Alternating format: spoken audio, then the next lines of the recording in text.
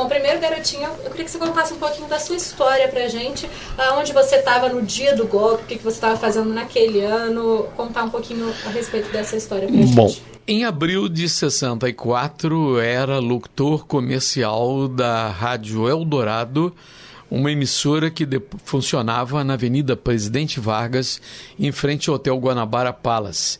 E essa rádio depois foi comprada pelo Sistema Globo de Rádio, e eu também fazia umas pontinhas no esporte da Rádio Globo. Só que em abril surgiu uma vaga e eu fui contratado para ser repórter da Rádio Globo, locutor, tudo da Rádio Globo, na Rua Irineu Marinho 35, quarto andar, no prédio onde funciona até hoje o jornal O Globo. E no dia 1º de abril, que foi o dia da Revolução, não foi 31 de março, como os militares quiseram depois incutir na gente, transmitir, porque 1º de abril era a data da mentira, o dia da mentira e tal. Eu estava saindo do meu plantão na Rádio Eldorado e desci a Presidente Vargas para pegar um ônibus. Lotação era um micro-ônibus, ou um ônibus até a Rua Santana, como eu fazia sempre. Dali saía caminhando até Irineu Marinho. E surgiu a notícia da Revolução.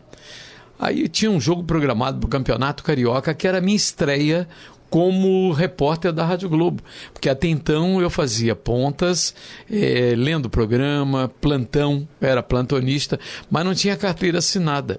Desde 63 eu estava lá ganhando cachê. E, de repente, 1º de abril, tinha Fluminense e Bangu no Maracanã, onde o José Cabral, o moço da Maricota, ia ser o locutor, e eu ia ser um dos pontas, ou seja, atrás do gol, e repórter do jogo. Eu fui para a Rua Irineu Marinho para guardar a expectativa em torno do jogo, depois pegar o ônibus, o carro da rádio, e surgiu a notícia, olha, foi cancelada toda a rodada do Campeonato Carioca, 1º de abril de 64, não vai haver futebol hoje por causa da Revolução.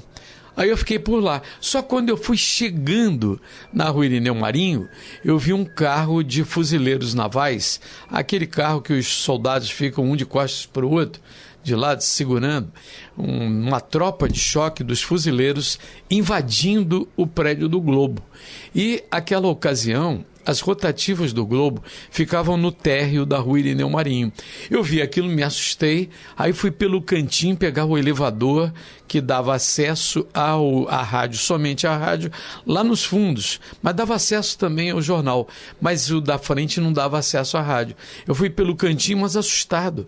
Eu tinha 23 anos, 23 anos, era a minha idade, fui para lá pelos fundos, para subir, fiquei lá na rádio aguardando.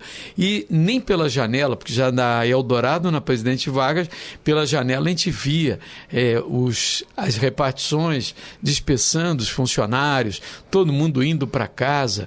Já na Irineu Marinho não tinha a visão, eram 4 andares, 5 andares no máximo, e consequentemente era tudo ali naquela região da Marquês de Pombal, Rua Santana, Rua Irineu Marinho, então não tinha uma visão do que estava se passando pela cidade.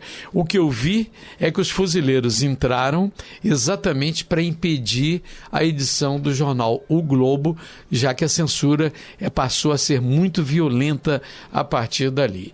E dali houve uma transformação inteiramente no rádio, porque enquanto isso, na Rádio Manique Veiga, o Leonel Brizola, no Sul, defendendo a permanência do João Goulart e não o golpe militar que afastou o então presidente da República.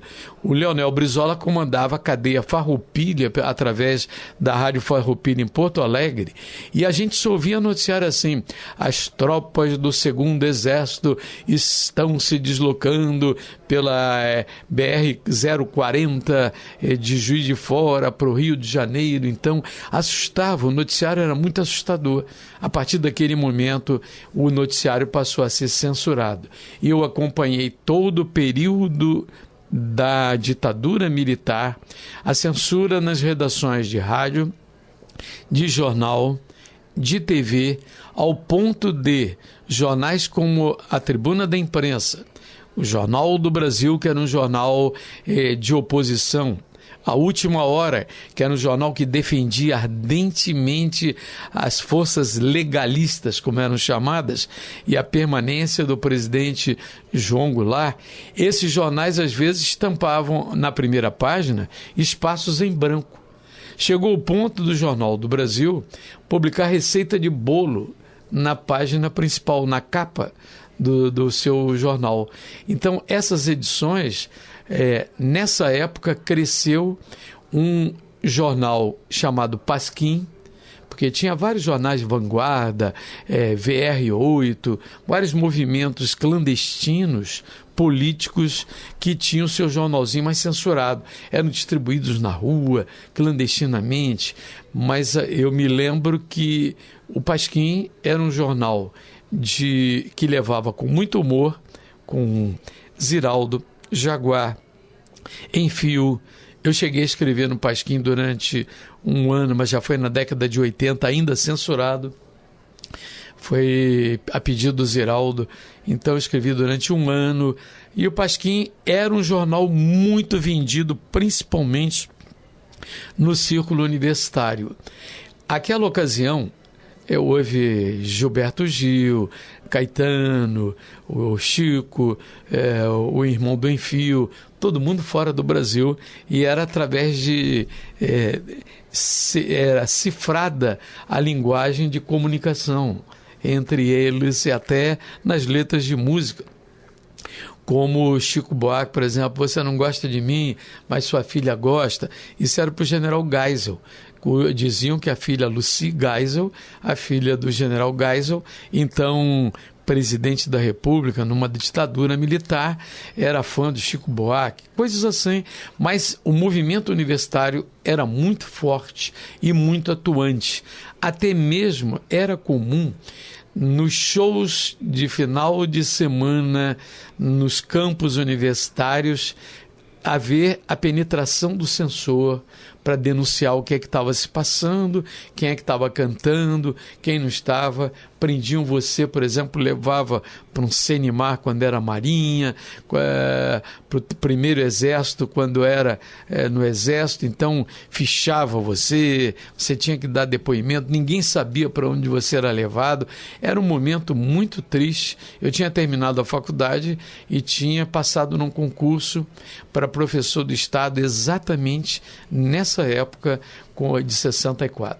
1º de abril ficou marcado na minha vida exatamente por essa transformação social, política do Brasil e da imprensa, e na minha vida profissional.